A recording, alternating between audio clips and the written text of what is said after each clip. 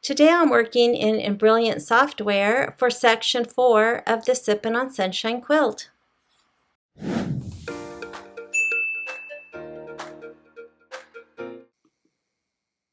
I'm in Embrilliance software and I'm going to start with section 4. So I will go to the folder where I have my files. Again, you can always use the merge stitch file icon. Then you need to just navigate to where you keep the file. I have a lot of files. So I would have to find my Sippin on Sunshine. I would come down and I need to bring in the background quilting. So I would choose whatever background quilting, bring it in and go from there. And that's, which is fine, but that's a lot of navigating to try to find a file.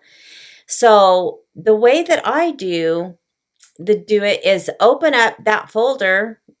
This is in my main embroidery file folder under Kimberbell, and this is my Sippin on Sunshine. So I just open that folder, and then I have all of my embroidery files and quilting bundle ready to go. So when I want to bring a file in, I'll open the quilting bundle. The first I'm going to work on is a strawberry block, and it is drink 3. I need block by block, and I need the 6x6. So I will drag and drop. So if I would have used the merge stitch file icon, I would need to go back. You saw how I had to scroll all the way down, find what I needed, and bring it in. However, when I do it this way, I've just dragged in my background quilting. Now all I have to do is just hit the back arrow a few times to get back to my embroidery files. I'll open the embroidery files, and I need to bring in the strawberries and drag and drop. So you can see it's faster and easier. And now I still have this open for the next box that I want to do.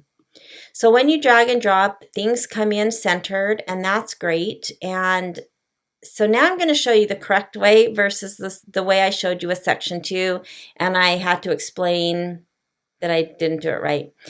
So with Kimberbell, there are 5 steps to the background quilting. There is the placement for the batting, the tack down of the batting, the placement for the fabric, the tack down of the fabric, and then the quilting. So I took out the fabric placement because I just feel that our fabric is so much larger that this is just a step that I don't need to run. However, with this being said, of course, you never need to work in software, and you never have to change steps or delete steps. You can run them all. But I am going to delete that. And so in my first video on section 2, I left it like this, and my machine, when I saved it, combined these 2 steps into 1 step. It wasn't 2 separate steps, that they were 1 step because it sees the same color. And so to make these 2 separate steps, which I do need because after I tack the batting down, I need my machine to stop, and I need to either trim if needed or if you want. And then I have to place my fabric. So I need this 3rd step to be completely separate. So in order to do that, all I need to do is come down to this swatch. I will pick the bottom color and select OK. So now there are 3 colors. I don't have that problem that I had with section 2 where I had to stop my machine. My machine now knows to stop. Then if I look at the strawberry block, I'm all set to go. There's no special instructions on moving this. It's just centered. So that's the only change I have to make, that I am going to make for this block. So I just need to save it. I'll come to File, Save Stitch File As. I am in my Combined Files folder. I am now going to be working in section 4, and so I am going to name this Strawberries,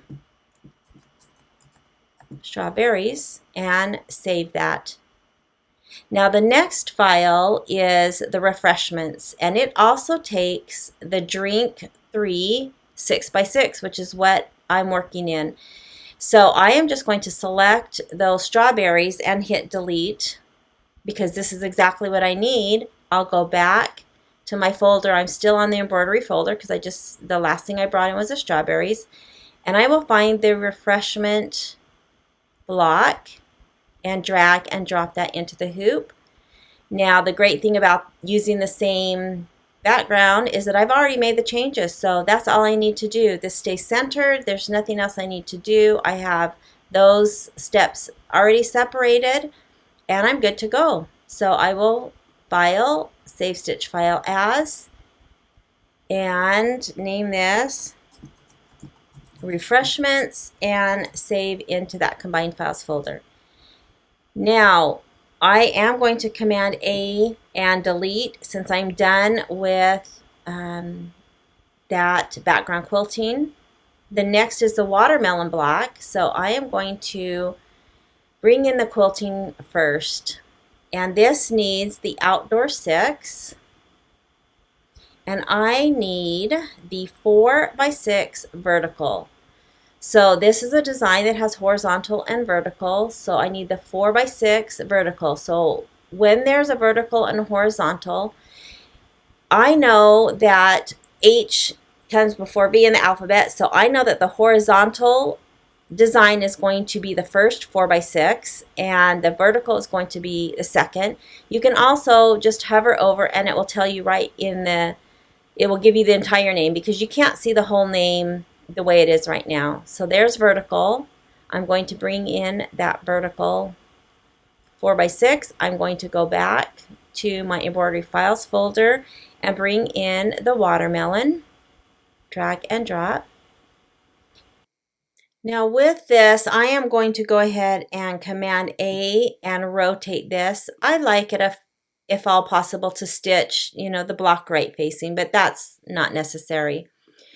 Now, this is a little bit different, and I'm going to do something different with these steps than I have been.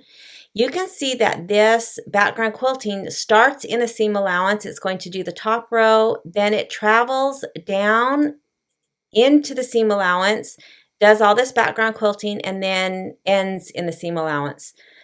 So this would be a file that I would need to place my batting, tack it down, and I would need to trim it because I don't want any batting in the seam allowance.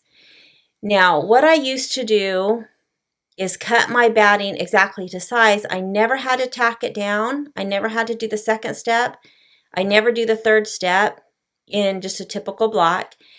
And I would just have 3 steps to my background quilting. And so when I have quilting that goes into the seam allowance, that's how I'm going to continue to do it.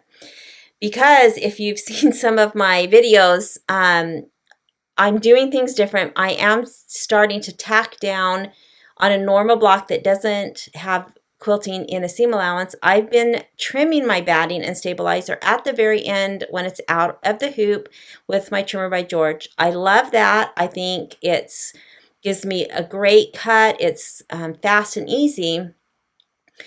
But that's kind of new to me, and so I have forgotten a few times to take the batting out if there's something that's stitched in the seams.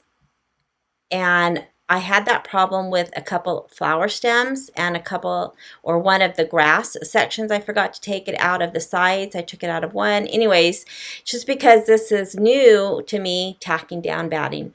So with all that being said, for this block that has the quilting that goes into the seam allowance, I am going to be cutting my batting to size, which means I need my batting placement. I always need that to know where to place my batting, whether it's cut larger or the same size.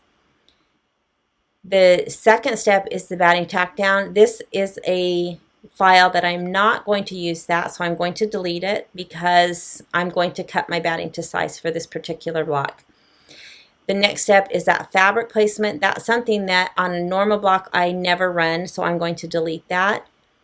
I do want the fabric tack down because I need my background fabric tack down, and then it will do the quilting. So for this particular block, because of the background quilting, I will only have 3 steps.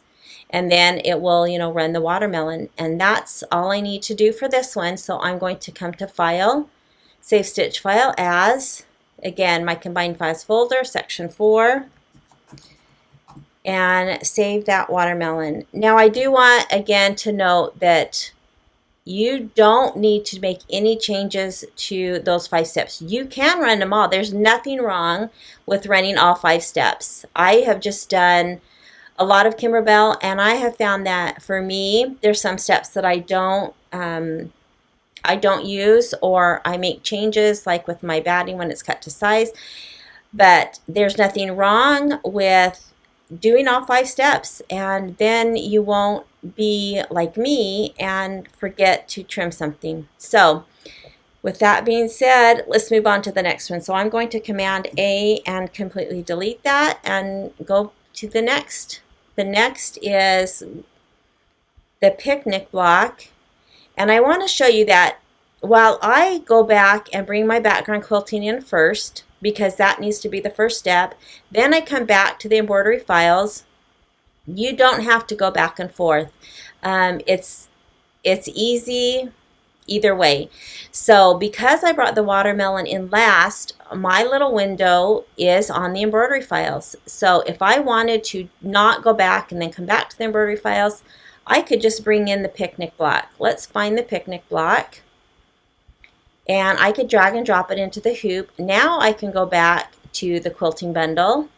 This one needs Weather 7, block by block, and this needs the 8 by 10. This is a large block. So I need to find the 8 by 10, and I will drag and drop it into the hoop. Now, I do need to switch this order because normally I bring in the background quilting, and that has to be first. And so I can just right click either one of these and move later or move last. It doesn't matter when there's only 2 designs, but I need this background quilting to be the first step. So now with this, I am going to open up the quilting, and if you notice, there is no background quilting, or the design for that matter, going into the seam allowance. So I know that this is a block that I can trim with my trimmer by George at the end when it's completely out of the hoop and done. So I am going to leave the batting placement. I am going to tack my batting down so that I can trim it nice and clean at the end. I don't want that fabric placement. I will delete that, and then I have the fabric tack down and the quilting. Now this, because I left that batting tack down, I need to change one of these colors again so that I don't have that same problem where my machine thinks this is one and then I have to manually stop it. So I will select that second default orange. I will select the swatch and change it to vermilion and select OK. So now my machine will stop and I won't have that same problem, and then it will go on to run the rest of the block. So I will come to File, Save Stitch File As. Again, it will go into my Section 4 folder of my combined files, and I will hit Save. Now I only have one block left, and this one has some special alignment. So I'm going to Command A to delete, or to select all and delete and start fresh. So now that I'm in quilting, I can just go back to the quilting that I need, and for this butterfly block I need Insect 7 block by block, and I need the 4 by 10. So this is long and skinny, so the 4 by 10 I will drag and drop. I'm going to go back to the embroidery file folder and bring in the butterfly and drag and drop that into the hoop. Now this is one of the blocks that need to be moved down to align.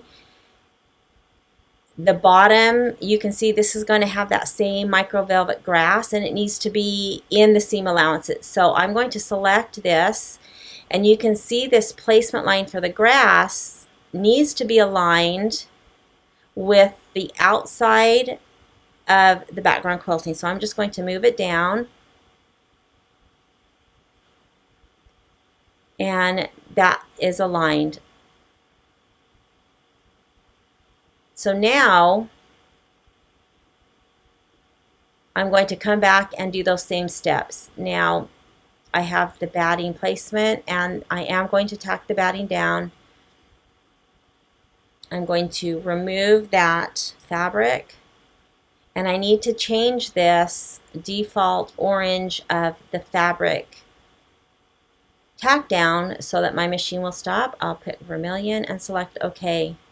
Now this, I do have things that go into the seam allowance, not from the quilting, but from the actual file. It's that grass. And so I need to remember that when I tack my batting down, I need to trim it. Now I need to trim for sure 3 sides. I could wait and do the top.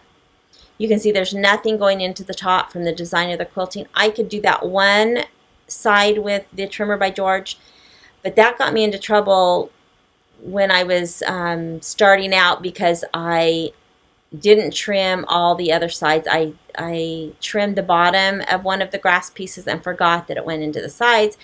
So when it has something like this, I am just going to trim all 4 sides of my batting before moving on to placing my background fabric.